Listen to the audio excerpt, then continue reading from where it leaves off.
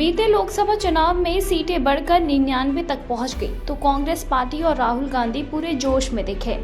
ऐसा लगा कि 10 वर्ष बाद विपक्ष मोदी सरकार को ठीक ठाक घेरने की ताकत में आई है। लेकिन देश की सबसे पुरानी पार्टी लोकसभा चुनावों में मिली सफलता के सिलसिले को आगे नहीं बढ़ा पाई। पहले हरियाणा, फिर महाराष्ट्र में हार के बाद दिल्ली में दिखी उलझन ने कांग्रेस के अंदर की बड़ी खामी की तरफ इशारा किया है। दरअसल बताते चले, इसी के साथ ही देश की राजनीति पर पैनी नजर रखने वाले वरिष्ठ पत्रकार नीरजा चौधरी ने अंग्रेजी अखबार इंडियन एक्सप्रेस की वेबसाइट पर प्रकाशित एक लेख में कांग्रेस के हालात का सटीक विश्लेषण किया है। नीचे उनका लेख है जो कि त्यों दिया गया है। कांग्रेस पार्टी की रफ्तार धीमी पड़ने लगी है। इस बात पर एक राजनीतिक पंडित ने चुटकी लेते हुए कहा, इसमें नया क्या है। जून 2024 में पार्टी ने जोर पकड़ा था। 70वीं लोकसभा में कांग्रेस की सीटें लगभग दुगनी हो गई, 52 से बढ़कर 99 सीटें जीत ली थी। और इसी के साथ ही खास बात ये थी कि बीजेपी 240 सीटों पर ही सिमट गई। बहुमत से कम सीटें होने के कारण भाजपा को सहयोगियों के साथ सरकार बनानी पड़ी। 543 सदस्यों वाले सदन में 99 सीटें कोई बड़ी संख्या तो नहीं है, लेकिन ये कांग्रेस के पक्ष में बढ़ते जनाधार का संकेत जरूर था। अचानक ही कांग्रेस में नई ऊर्जा का संचार हुआ। राहुल गांधी विपक्ष के नेता बने। उन्होंने नरेंद्र मोदी पर जोरदार हमला बोला। एक आत्मविश्वास से भरा विपक्ष अनुचित सत्ताधारी दल का सामना कर रहा था। सत्ताधारी दल अभी तक आम चुनावों में मिली हार से उबर नहीं पाया था। फिर आई हरियाणा में कांग्रेस की हार। हालांकि कांग्रेस ने 90 में से 47 सीटें जीती, लेकिन उसका वोट शेयर बीजेपी से सिर्फ 1% कम था। इस नतीजे ने कई लोगों को हैरान कर दिया। बीजेपी के लोग भी हैरान थे। कई लोग ये मानते हैं कि जाट बहुलता के खिलाफ एकजुटता बनी। बीएस हुड्डा टिकट बंटवारे में अहम भूमिका निभा रहे थे। इससे जाट वर्चस्व का डर पैदा हुआ। कुछ का मानना है कि कांग्रेस में गुटबाजी और बड़ी संख्या में बागियों की जमात हार का कारण बनी। हरियाणा में हार कांग्रेस की अपनी ही गलतियों का नतीजा थी। महाराष्ट्र के नतीजों ने कांग्रेस और उसके सहयोगियों एनसीपी, शरद पवार और शिवसेना यूबीटी को हिलाकर रख दिया। सिर्फ 4 महीने पहले ही महाविकास अघाड़ी यानी कि एमवीए ने 48 में से 30 लोकसभा सीटें जीती थी।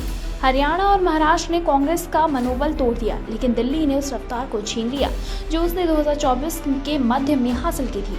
दिल्ली में कांग्रेस तीसरी बार खाता भी नहीं खोल पाई। 70 में से 60 विधानसभा क्षेत्रों में उसकी जमानत जब्त हो गई।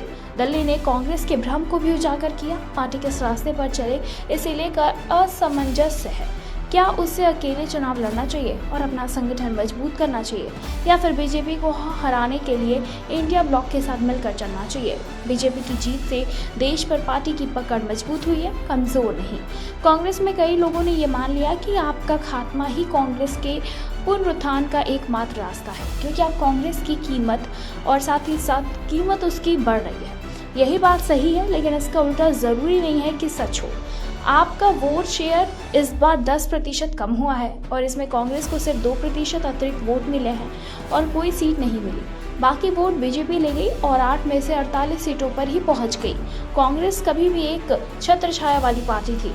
वह मध्य वर्ग तक पहुंचने में नाकाम रही। दलितों और अल्पसंख्यकों के अलावा 1998 से 2013 के बीच शीला दीक्षित के नेतृत्व में मध्यम वर्ग कांग्रेस का मुख्य आधार था। 2009 में पार्टी ने शहरी सीटें जीती। इसकी वजह से कांग्रेस दूसरी बार केंद्र की सत्ता में आई, लेकिन इस बार कांग्रेस नेता जाति जनगणना और संविधान के बारे में रटे रटाए बातें करते रहे। वो दिल्ली के महत्वाकांक्षी लोगों से बात नहीं कर रहे थे। ये लोग मुफ्त की चीजों से ज्यादा चाहते थे। वो एक आधुनिक राजधानी चाहते थे जहां वो आसानी से सांस ले सके, साफ पानी पी सके, गुड्डों वाली सड़कों से न गुजरते हुए काम पर जा सके और इसी के साथ ही कचरे के ढेर के पास रहने को मजबूर न हो। इसी के साथ ही कांग्रेस कार्यकर्ताओं से बात करें, जिनमें कि हाल ही में हुए राज्य चुनावों में लड़ने वाले भी शामिल हैं। वो राज्य दर राज्य पार्टी संगठन की कमी को रोना रोते हैं और पीसीसी, डीसीसी और ब्लॉक स्तर के कार्यकर्ता जो भावनाओं को वोटों में बदलते हैं, लगभग न के बराबर हैं। नतीजतन अंतिम समय में उम्मीदवारों का चुनाव होता है। चुनावी रणनीति जल्दबाजी में बनाई जाती है। ये काम के लिए पर्याप्त नहीं होती है, जैसे कि दिल्ली में हुआ। कांग्रेस की रफ्तार इसलिए कम नहीं हो रही है क्योंकि लोग नहीं चाहते हैं कि वो फिर से उभरे। इसकी रफ्तार इसलिए कम हो रही है क्योंकि इसमें 24 गुना 7 गुना 365 काम करने की इच्छा शक्ति नहीं है। पार्टी के भीतर गठबंधन बनाम अकेले चुनाव लड़ने को लेकर भ्रम की स्थिति है और इसका असर विपक्षी गठबंधन पर पड़ा है, जिसका कि कांग्रेस हिस्सा है।